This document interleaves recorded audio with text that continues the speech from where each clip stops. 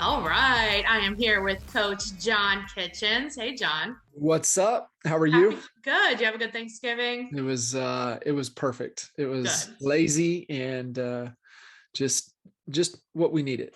That's the best. So there's something I wanted to talk to you about. Alan and I, as we're coming into this new year, we're really like thinking about what are we going to like stop doing Mm, and kind of working through some of that stuff and working like through our standards on our business. So can you talk to us? I mean, I assume like other coaching clients are like struggling with this too. yeah, I think a couple things. The stop doing list is probably one of the most powerful lists that we can create. Yeah. And what happens with real estate agents is that they don't have a clear vision, a clear destination, which means that they don't have anything to make better decisions. Yeah. So they're really just grasping almost for salvation in anything that they think is going to maybe be a silver bullet or a shortcut to help them close Right. more deals. Yet they don't even know what closing more deals means, and Yeah. and they really haven't set a clear vision, a clear destination, a clear goal to be Of able like, to make how are better we going to get there? 100% make Yeah. better decisions. I know like one of the things, because I try to like think about this every year, but one of the things I remember when I transitioned into from an investor to a real estate agent, because as an investor, I was doing a lot of short sales. And so then it was like, okay, when I became a real estate agent, it was like at some point, a couple of years in, I was like, I don't want to do short sales anymore because they were really not like working anymore. Right. Painful. So I was like, but I felt bad. So people would call and I wouldn't have anywhere. I was like, well, I'm not doing them, but I still wanted to help them. Right. Yeah, absolutely. Because you could, right? That's the thing, is that you have a solution, you can help them. But I don't want However, to. you don't want to, but I think when you start to look and engage, and this is another, we're talking about being able to make better decisions, Right. is that when you look at what's the real revenue opportunity Yeah. from this particular revenue source. Right. And it And was a low opportunity. It was the opportunity cost of doing that thing. And so for us, it also became dealing with a lot of buyers.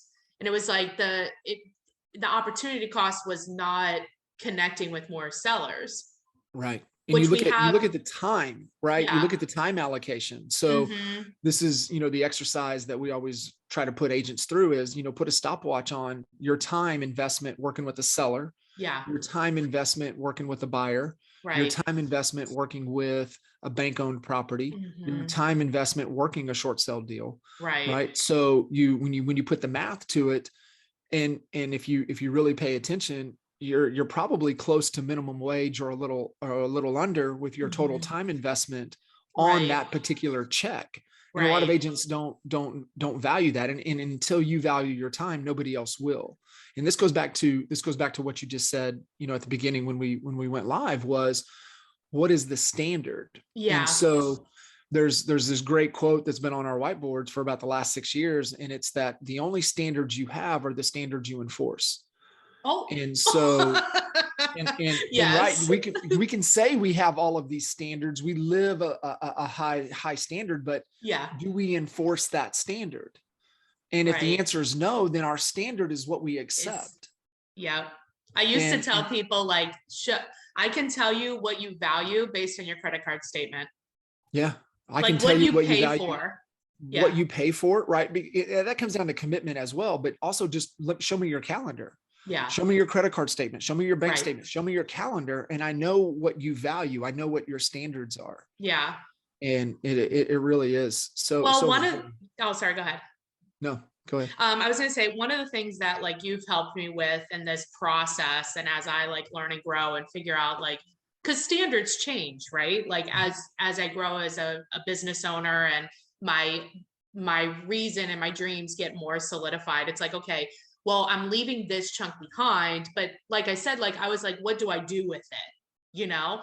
And so like you've helped me think about, okay, well, you're asking me these questions like who do you trust and what is the process for maybe referring that out, who else can you give it to, because then that enforces the standard to your point, and it also makes me feel good, because even though I can help them, I'm not the best person to help them. Right. And if I have a partner or somebody or whatever it is that can do it better, then it's actually a win-win for everyone. Sure. Yeah. Absolutely. Yeah. It's just one of those things. Just because you can doesn't mean you should. Right. And so just because you can crush and work short sales better than anybody doesn't mean you should. Right. And Exactly. it's just because that you when you put the stopwatch to it and the time allocation and the return on that time, right? Yeah. Return on time. Yes. It's so crazy. I mean, you and I have experienced it ourselves, but also we've seen it, is that, people will fight over a $20 bill, I but know. yet they'll let you take hours of your time, and you're okay Right. with that. And No. it's just one of the things that, until you understand the standard that you put on yourself and your time, Hmm. Like, then what is it nobody else really is going to costing appreciate it. me? What are my activities? What are they costing me? What is it generating? And yeah, once you actually know that value, it becomes very clear Yeah. if you understand where you're trying to go. I think, like, okay, Mm. so if people are struggling with this kind of like I was, I mean, I know that a lot of people are, because I talk to them every day, and you have your coaching clients are doing the same thing. You are actually one of our partners on the Real Estate Fight Club podcast. Yay, everybody Yay. subscribe. But then also you're for our listeners, you're offering like a free 30-minute assessment. So they can Yeah. go ahead. No, I was going to say probably the best thing for people listening in right now is a new program we're launching at the beginning of the year, Coach Uh-huh. Code. And so Oh. everybody can head over to coachcode.com, get on the list for Hmm. the announcements. But one of the programs we're going to be rolling out is going to be speaking to a lot of what we just talked about today, right? And it's Yeah. about the mindset, getting your mind right, and understanding that you can't lead or impact another human being until you can lead and impact yourself first. True. And it all starts with that standard that you hold for yourself Yeah. before you can You got to hold put the somebody else mask on to a higher yourself standard. first and That's then it. help And other so people. anybody listening in that kind of our conversation this morning resonates, I would just I get on the list, Yeah. because one of the programs we're going to be rolling out at the new year is going to speak specifically to this, and really help you work through the battles that we have with ourselves, and really getting clear in valuing ourselves, and becoming the best versions of ourselves before we can have an impact on another human being, before we can have an Hmm. impact on our business, before we can have an impact in our community. And so, yeah, head over to coachcode.com, get on the list. And I know this is going to serve everybody that's listening in extremely well. Perfect. Awesome. Well, as always, I appreciate you being on. Thanks, John. Anytime. See ya. See ya.